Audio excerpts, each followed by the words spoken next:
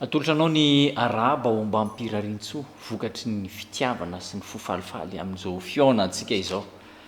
Ao anatin'ny loha hevitra mahakasika ny amin'ny hoe ny fankatoavana, mahakasika ny lalàna, ny fahasoavana sy ny famonjena ihany isika. Anisan'ny loha hevitra lehibe izay tokony hifantohan'ny mason'ny kristianina ny mpivavaka rehetra ny mahakasika an'ity lalàna, fahasoavana, famonjena ity.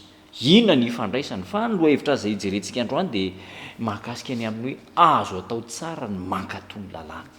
Io manko indraindray misy miteny manao hoe mafy be ny mankatony lalàna, tsy ho vita amin'ny maha-olombelona mpanota izany toe-javatra izany. Ahoana ny ambaran'ny tenin'Andriamanitra amin'ny Jaona voalohany toko 7:4. Jaona voalohany toko 7:4 vakina amin'ny anaran'i Jesosy.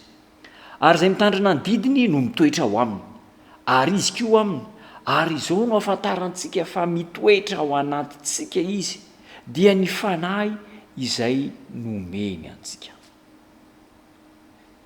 Apôstôly Jaona no manoratra ny an-dalanteny a. Apôstôly Jaona zany dia tafiditra ao anatin'ilay atao hoe apôstôly ny fitiavana. Ny soratanany sy ny epistily rehetra nosoratany dia misy any resaka fitiavana io. Hoy ny ambaran'ny tenin'Andriamanitra. Jesosy mihitsy miteny ao Jaona 4:20, izay manana ny didiko ka mitandrina izany dia izy no tia, ary izay tia dia ho tiany raiko, ary izaho ho tia azy ka hiseho aminy. Foto-kevitra ara-teolojika matanjaka be ny ao anatin'izany toe-javatra zany. Izay manana ny didiko ka mitandrina izany dia izy no tia, ary izay tia ho tiany raiko, ary izaho ho tia azy ka hiseho aminy. Ina moa ny hevitry le hoe hiseho aminy? Rehefa ho avy Jesosy Kristy dia hiseho izy amin'ireo olona mitandrina ny didiny. Voavonjy ny dikan'izany. Misy ifandraisany ny fitandremana, fankatoavana sy ny famonjena. Tsy hoe ny fankatoavantsika no amonjenantsika, na ny fitandremana ny didy no amonjenantsika, fa satria olona ny vonjen'i Kristy isika dia mandeha ho azy ny fitandremana ny didiny. Manam-pirofo an'izany ny tenin'Andriamanitra izay voasoratra ao amin'ny Efesianina 4:5. Efesianina 4:5. Fa fahasoavana no namonjena anareo amin'ny finoana, ary tsy avy aminareo zany fa fanomezana avy amin'Andriamanitra, tsy avy amin'ny lalàna ndra ho hisy iry. Fahasoavana no namonjena antsika. Ina ny hevana?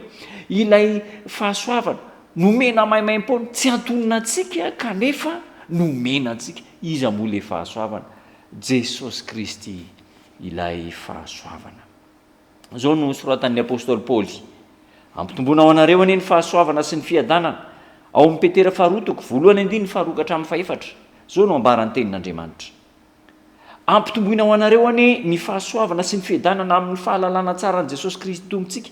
Efa nomeny ny herin'Andriamanitra ho tsika ny zavatra rehetra momba ny fiainana sy ny toe-panahy araka an'Andriamanitra amin'ny fahalalana izay niantso anareo tamin'ny vonainy sy ny fahatsarana. Ary izany no nahatanterahany amintsika ireo teny fikasana, sady solony lehibe indrindra mba ho tonga piray amin'ny fomban'Andriamanitra amin'izany ianareo, rehefa afa manositra ny faharitoana izay eo amin'izao tontolo izao dia ny filanofo. Nomen'Andriamanitra hery hoentina mandresy ny ratsy rehetra isika, satria notafiana ny fahasoavana. Ny famonjena zany no raisiny tamin'ny alalan'ny fahafatesan'i Jesosy Kristy. No raisitsika ny famonjena, nanaiky an'i Jesosy Kristy izy ilay maty teo amin'ny hazo fijaliana hisolo antsika, ary dia rehefa nanaiky an'i Jesosy dia nomeny hery ahafahana mitandrina ny lalàna sy mankato. Raha ny tena marina tsy haintsika mpanota izy io, itsika lay teraka tao anatin'ny fahotana, zanaky ny mpanota ny anarantsika, kanefa kosa no ny herin'i Kristy mitoetra ao anaty dia afaka mandresy ny fahotana. Ao amin'ny Romanina 5:5-20, andininy farany sy ny 1:20. Zao no ambaran'ny tenin'Andriamanitra manao hoe ary izay teo amin'ny abiaza ny ota no nitombon'ny fahasoavana. Izay niabiaza ny ota no tombon'ny fahasoavana. Ina moa ny tikan'izany? Raha kely ny fahotana vitantsika dia ny saroman'ny fahasoavan'i Kristy. Raha ny tombo ny fahotana dia ny saroman'ny fahasoavana. Raha ny tombo dia ny saroman'ny fahasoavana. Tsy misy fahotana izay tsy hain'Andriamanitra avela izany. ka hiteny Andriamanitra manao hoe ngeza loatra lehibe loatra ny fahotany tena tsy haiko tsy ny momba an'izy io fa dia ndany ianao mitady fomba hafa nadio tsy manao an'izany indra fa ain'Andriamanitra dia ho ihany ny apôstôly Paoly eo amin'ny Romanina 8:1 ka mbola hanota ihany va isika hitombon'ny fahasoavana, mbola hanao ratsy andika lalàna ihany va isika satria efa hoe misy fahasoavana be dehibe.